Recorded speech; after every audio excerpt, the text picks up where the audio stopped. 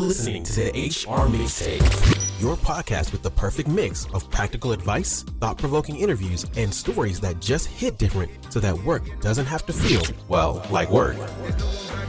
Now, your host, Shari Simpson. Joining me today is Anita Roach, founder of the Safe and Sound Workplace Alliance. Anita is a strategist focused on psychologically safe, equitable cultures. She is a certified coach, culture talk partner, and strength practitioner. Anita, thank you so much for jumping on the podcast with me today. Thank you so much for having me. I'm so excited. So this is such an important topic. What we're talking about today is really around trauma-informed workplaces. And I guess I'll start with this question. For those in our audience who maybe have not heard this term before, I've only talked about it a couple times on the podcast over the years here. What is a trauma-informed workplace? What should it be? Where do we kind of begin at the concept level for it? For me, it really starts with trauma awareness, like remembering that it is human beings that power our organizations and our human systems that have not evolved, that show up with us every day.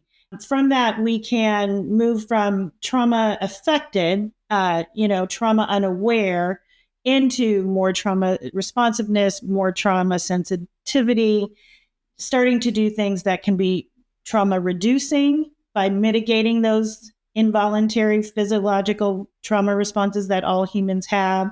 And it also means staying away from things that we are doing inadvertently, or some people are even doing purposefully, trauma negating, trauma apathy.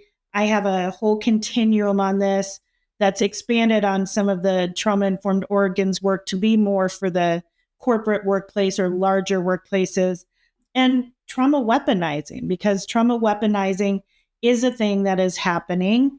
We're seeing it in many areas. And so how do we bring awareness to the fact that by doing that, you're harming your people, which should be our frontline concern, but it's also very damaging to your profits and your productivity. And so, can we dig into a couple of those terms, only because I want to make sure our audience, has a good sense of those things. Let's start with trauma weaponizing. What does that look like?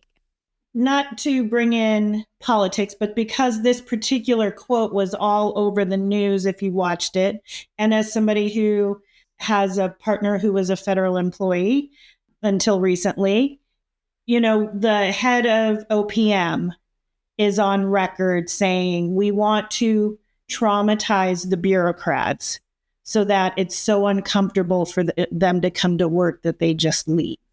That was part of the strategy. We see that, I think, a lot in tech companies. So that's the real trauma weaponizing. It's not the lack of trauma awareness. It's actually understanding it so much that you're putting it to nefarious use because you think it's going to get you the bottom line results that you want. Yeah, it falls underneath that same concept, which we have talked about before, is especially during the pandemic, is this concept around you don't want to fire somebody because you don't want to be on the hook necessarily for things like unemployment or lawsuits. And so you make things just really uncomfortable. Yes. There's a term for it. And of course, it's escaping me right now. I've sadly been subjected to it. Yeah. So it's cognitive dismissal, I think is what it is. Wow. When I think about this space for HR, there's so many complexities to it, but also there are some baseline things that we have to get right. So, how to, with trauma awareness, idea we start to educate ourselves as an HR community and our organization is to what is the base level that we need to understand here, because there are mentalities that are damaging. There's that idea of, you leave your personal life at home and you don't bring it to work. That, let's be real, that doesn't exist. No, I talk about that a lot. We do not check our humanity at the door. We bring these inherent human systems, which is what they are, into the organizational systems, whether the individual wants to or the organization wants them to. It's, you're not living in severance, despite, I think, the hope that that's, what we can get. We do not get to check our humanity at the door. And so with that comes a lot of things, big T trauma and crisis, little T trauma, and the ways, the kind of simple, almost seemingly innocuous ways that trauma response shows up in our organizations. And so the baseline awareness is really that. What does it look like? Not the big crises. We have, an employee talking about suicidal ideation, or we have an employee whose home just burned down in a fire. I mean, we're seeing such an increase in so many things, from climate trauma to childhood trauma to cultural and community trauma. Our crisis traumas are increasing. But it's really about the trauma responses that show up as either things we punish as performance issues, or even reward as punishment or as performance issues. So it's the person in flight who seems to take multiple coffee breaks or is chronically absent. It's the person in freeze who just does not seem to participate in meetings or is having trouble meeting a deadline, because procrastination is an example of the freeze response. It's the person in fight who is either incredibly aggressive or constantly complaining, because that is a different type of fight response, especially, that comes out sometimes in women because we're not afforded that assertiveness oftentimes in the workplace. And it comes out in the people who take the blame and pick up the slack, work 24/7, are constantly available, don't complain. They're often named Anita.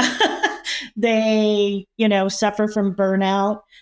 My research all started as I was going through a second major burnout. And I was trying to figure out, why did this happen to me? When I went to work for an organization as opposed to consulting, because I've been consulting for almost 30 years now, on and off. Every once in a while, somebody draws me in and I go in to fix a problem, and inevitably burnout would happen, or I would get incredibly sick. I started having chronic health issues. And a little over a decade ago, during one of these, and I was still working, I was still performing, we were still winning work, but I was, definitely having struggles. And it's when I was diagnosed with complex PTSD from a very difficult childhood that included the loss of my mom when I was 8, and a lot of neglect and abuse and various things, blame for a lot of things. And so my trauma response is fawning. And I think a lot of people one thing for HR people to keep in mind is fawning is often going to show up because it is a rare person who has the luxury to permanently flee their job. The norm is not to fight that aggressively, so remembering that is a really important thing, because people will fawn and fall into the workaholic behaviors and the always on culture and responding to emails at midnight or writing them at midnight, because that need to appease and please because of that perceived threat, because our internal involuntary physiological systems have not changed since we were walking out of the caves to hunt for food and the T-Rex was standing there. And we had 4 choices. And those 4 choices to response to threat are the same ones we have today. That's just the case. And that's why the systemic institutional piece is so important. I love this quote from Edward O. Wilson. He says, "Problem with humanity is we have Paleolithic emotions, medieval institutions and godlike technology. And it's more than Paleolithic emotions. It's our whole systems as humans are fairly Paleolithic, and technology is not going to slow down. So it is in those medieval institutions, those systems that haven't changed since there was predominantly one type of person who worked in the office, and they had humans at home that took care of the humanity, either in spouses or servants. And so we have an opportunity to really change those systems to support the human systems, which are not upgrading anytime soon, apparently. I mean, it'd be nice if we could upgrade our emotional resilience. I mean, I think we could spend, tons of time talking about policy, but I'd like to anchor us a little bit, how I think in starting with organization, how do we just begin to change? How do we start to see organizations that are ready or not ready for this kind of change? How do we start to think what that looks like? I guess I kind of put this in the bucket of, start to act for the role you want, not the role you have. How do we do that in this instance? Yes. And I think it sounds really scary, right? It sounds like we have to shred every employee manual and every policy and start from scratch. And I don't believe that. I believe there's 7 basic, what I call the safe and sound agreements that we can start to adopt today, a couple that make huge impact right away. So that's be cognizant, and anybody can do this. And it really is something we need to require everybody in our organization to do, because one non-cognizant person can cause the same damage that 100 non-cognizant people can do.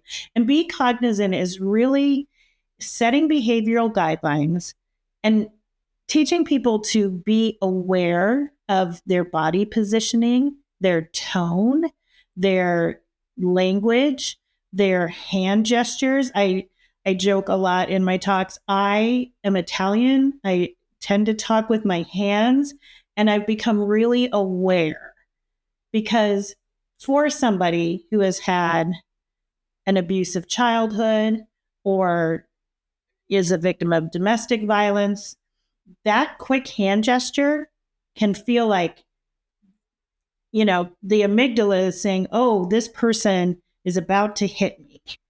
And your whole logic center shuts down. And so that, so being cognizant and having those clear behavioral, not the big behavioral things that most manuals have, but really distinct, clear behavioral, don't tower over somebody sitting at their desk. I tell a story. I had 6 very large division managers one time tower over my desk.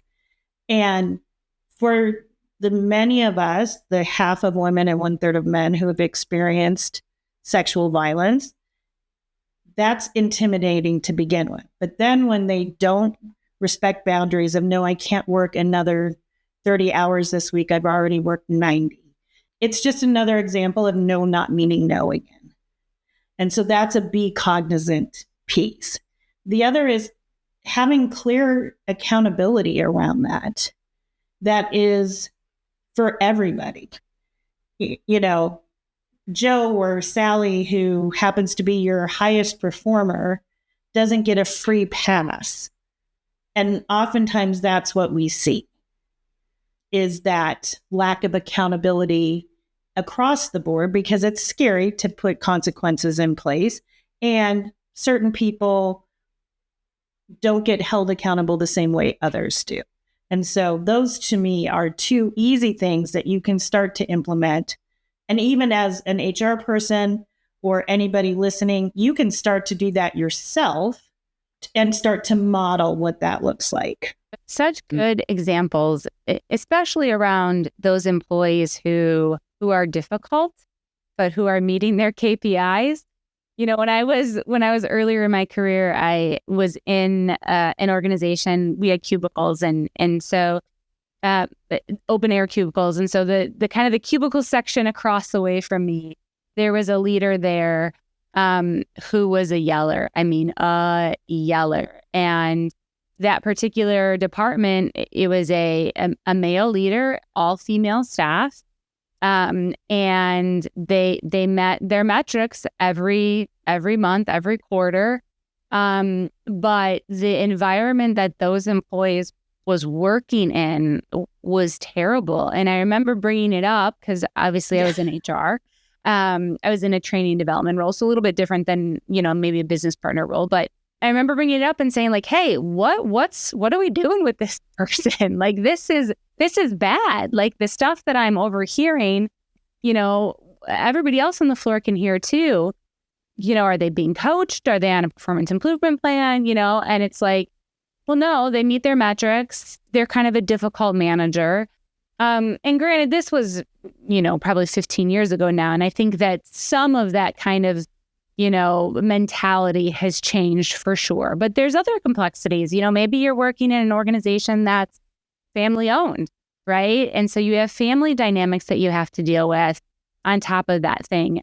I loved your example of being somebody who talks with your hands, right? Something that's very natural to you and how you use your own body and communicate can be intimidating to somebody else. Those are all really, really great places to start to think about how we show up, how we take up space, how we leave space for people, how we engage people.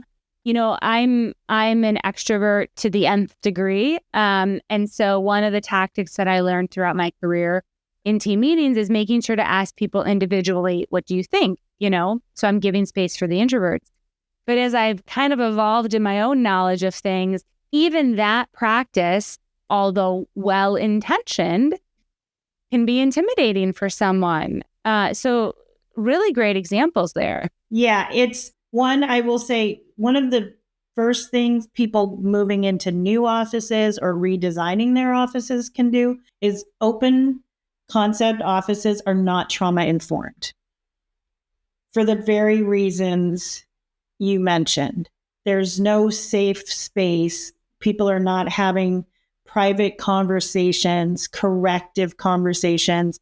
The big danger, one thing anybody can do is, let's not do the flyby hallway. Hey, I need to talk to you. Come to my office in 5 minutes. The fear that induces, especially for people who were punished a lot, is very damaging. So that's a simple trauma-informed, trauma-sensitive thing you can do. Not having open-air offices because of the various reasons. For meetings, making sure that there's clear agendas that are produced beforehand, especially if they're a meeting where there's some natural anxiety around it. A project is falling behind or whatever. Those are really simple, just practical, good business kind things to do that start to mitigate those small trauma responses. They're big trauma responses for the person, but they seem just kind of irritating. Or again, we put them on a performance improvement plan because of various things, or we reward the fact that they're working 22 hours a day, which I've actually done, and being thoughtful around that and realizing that because we're all humans, your experience is not my experience. The way I call it, the whole human approach. So it's who we're genetically designed to be. That could be,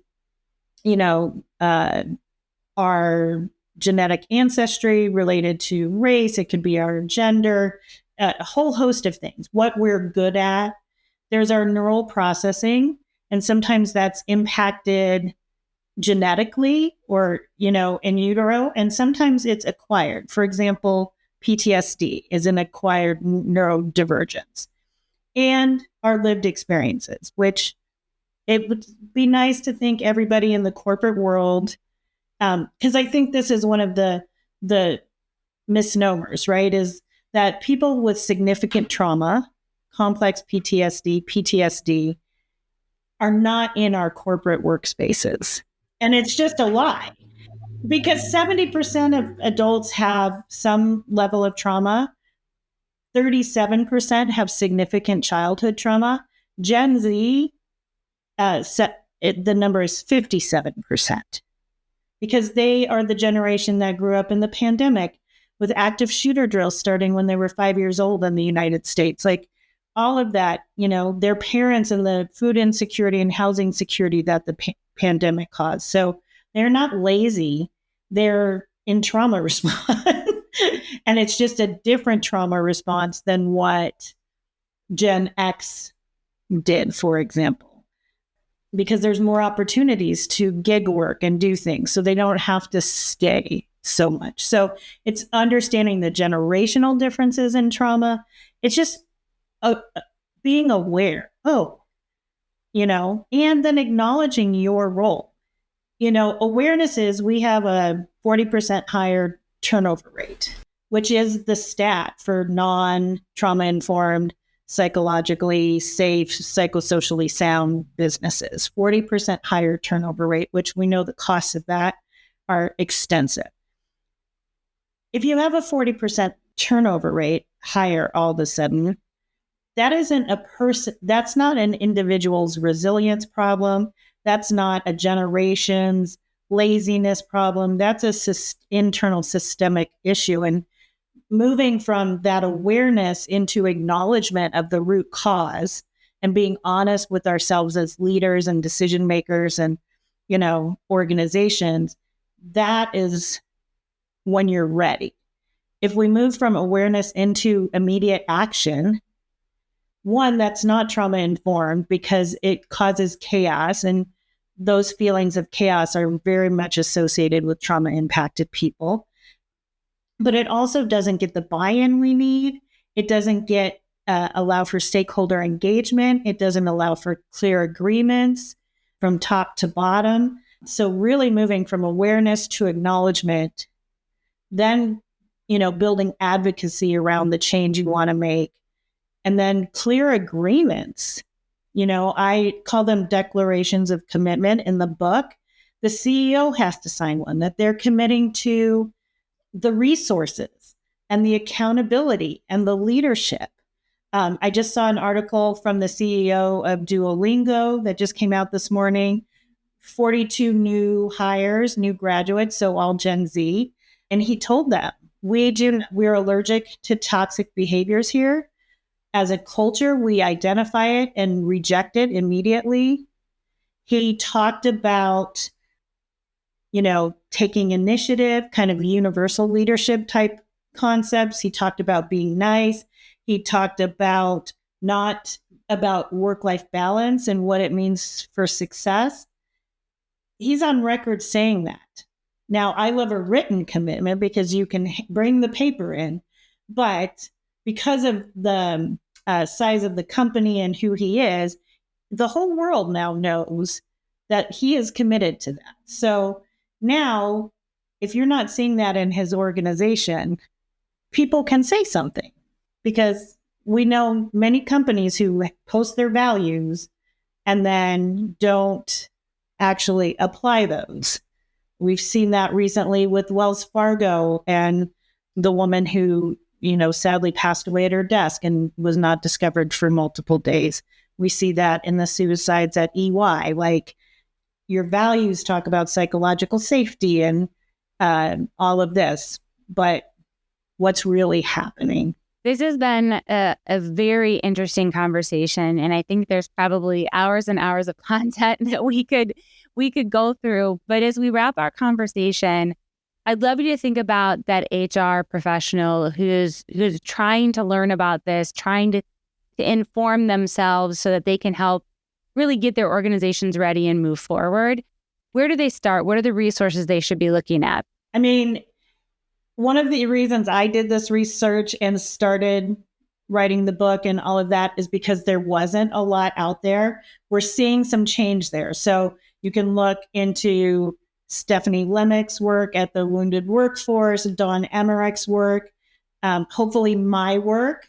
So the book, Safe and Sound, Cultivating a Whole Human Trauma-Informed Approach for Employee and Employer Wellbeing, because both need to happen and both are being negatively impacted, has a lot of resources. It even has an advocacy workbook in there to help you start to develop a plan. And it has tools for different levels of stakeholder engagement. It has those sample declarations. You can visit safeandsound.work, which is a new community. It's been there a while, but now it's actually ready to launch. And there's courses there. My Building Trauma Awareness course, which is approved for 3 HRCI recertification credits.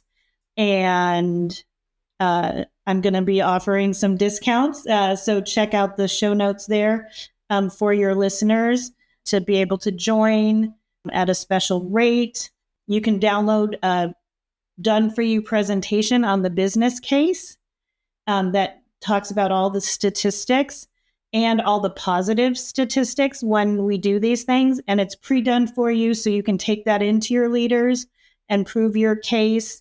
So you can download that on my website.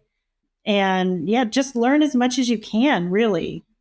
And remember, you're human. We're all human. And those systems aren't changing. So let's change the systems that we can change. Thank you for all the resources and for taking some time of your day to chat with me. It was so great. I appreciate everything you do. I love listening to the podcast. So I'm really honored to now be a guest. I hope you enjoyed today's episode. You can find show notes and links at thehrmixtape.com. Come back often and please subscribe, rate, and review.